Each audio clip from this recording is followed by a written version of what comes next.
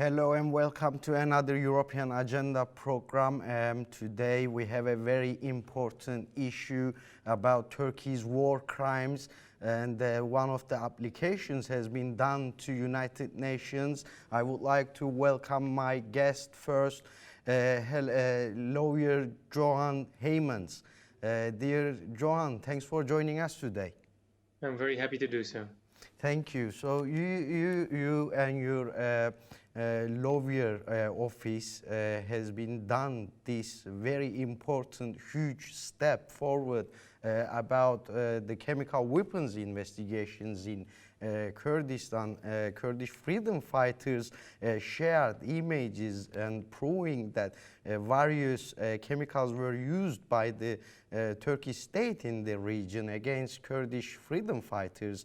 So forensic experts who watched the images and these videos declared that the images were proof of chemical weapons, basically. So also the IPPNW institution also published a report on this chemical issue. Let's hear from you on which evidence you took as a basis in your application to the UN. Thank you first of all for having me and for the question. It has been a while now that there's quite some elements and indications that chemical weapons are used in that region, but it has been very hard so far to prove this. And recently, some experts of the International Physicians for the Prevention of Nuclear War, the very renowned institution that once won the Nobel Prize, they went to the region, they tried to investigate, but they found indications indicating that there has been an illegal use of chemical weapons.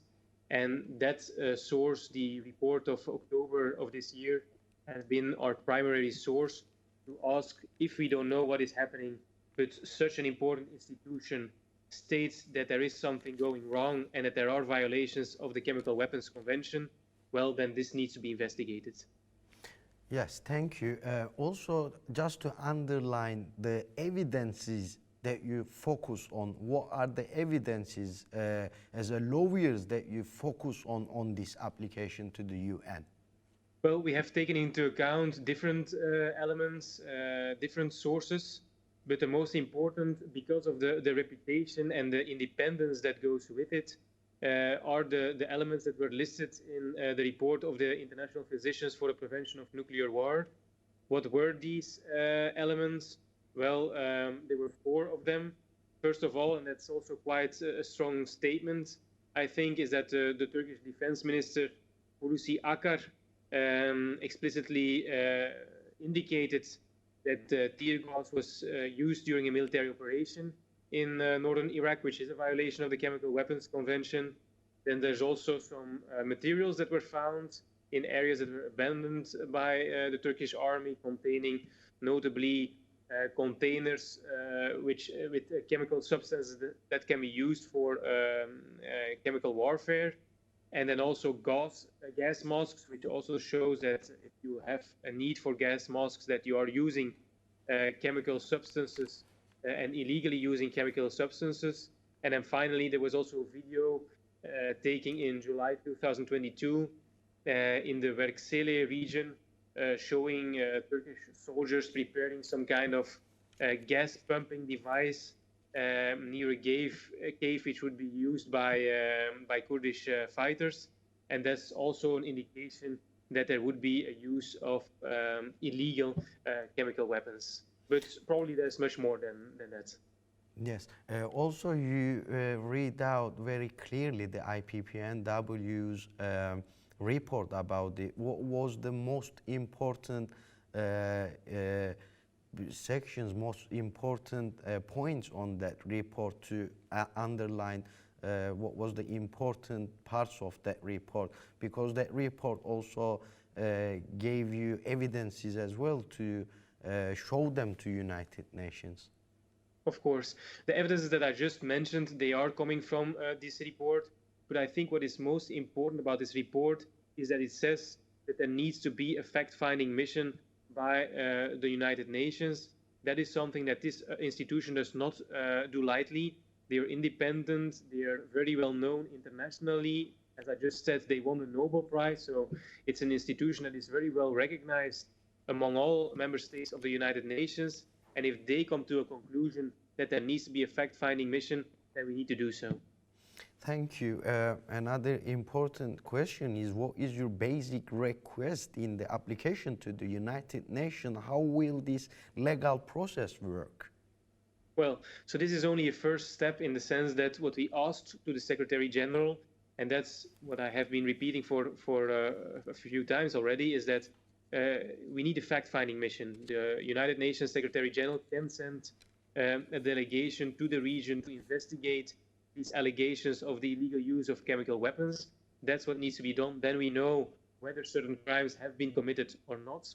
But in order to do so, and that is the reason why it's only the first step, is that you need a member state of the United Nations to also put their shoulders under this request. And that's also why we ask that the people also try to urge different member states and different politicians that they perhaps may know to also support this request, and also urge the Secretary General to react, because he needs the support of member states in order to do something, and that's what we ask for.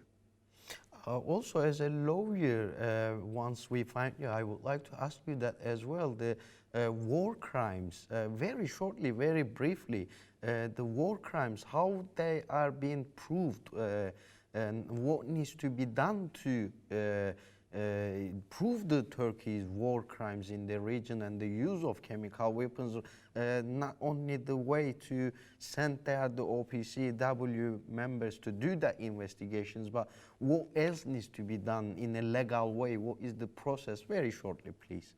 Well, the most important thing is all sorts of proofs are welcome.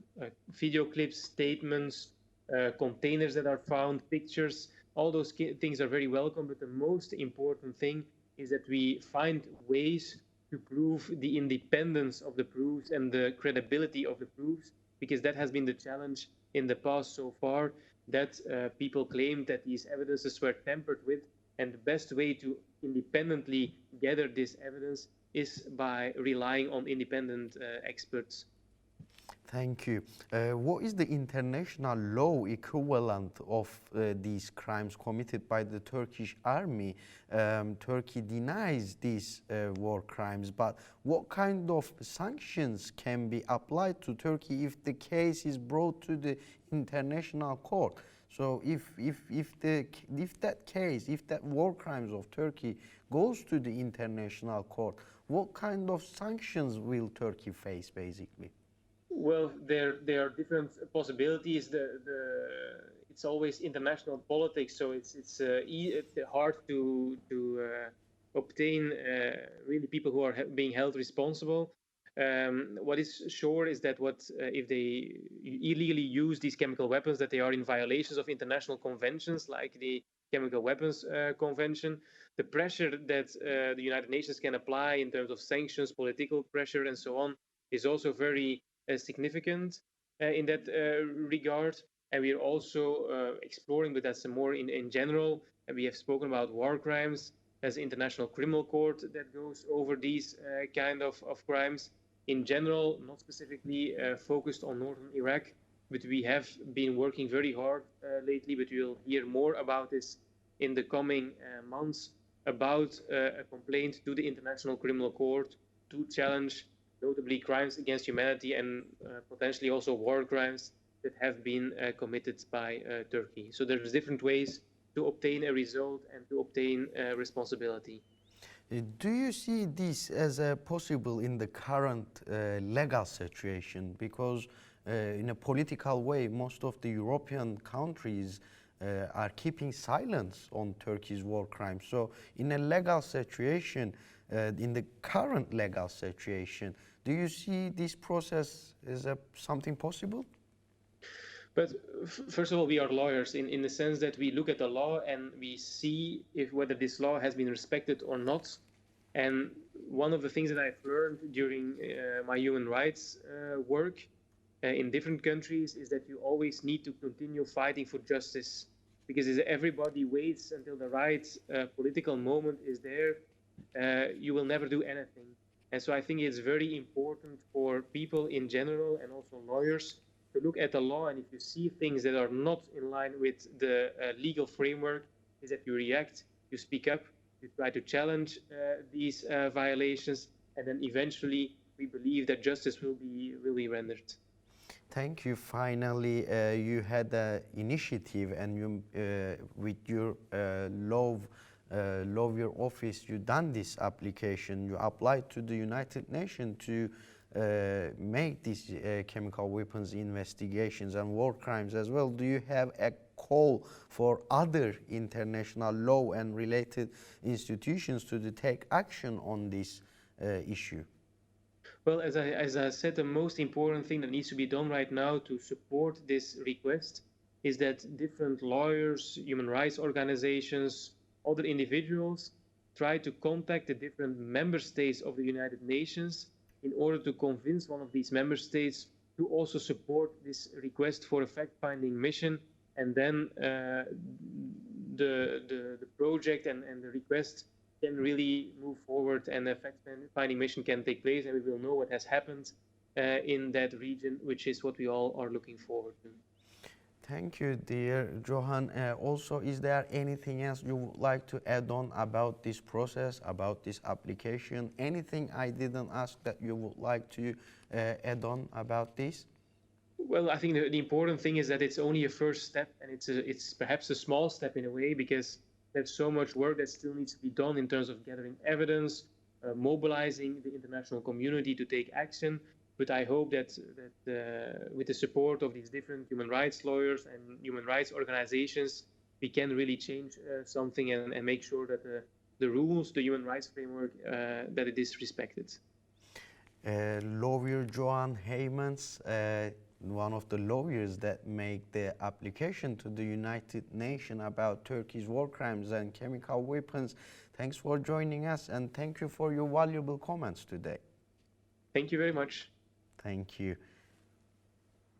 Today we have very important guest, Johan Heymans, from as a lawyer, one of the lawyers that make the application to the United Nations to investigate the Turkey's war crimes and chemical weapons usage. We will see you on the next European Agenda program.